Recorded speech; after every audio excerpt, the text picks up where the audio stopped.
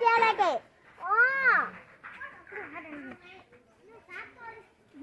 ভাত আনিবলৈ যাওঁ নাই নাযা ইমান দেৰি পৰা কৈ থাকিলো ভাত আনিবলৈ যা ভাত আনিব যা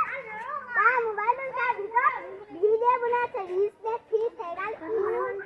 নেপাওঁ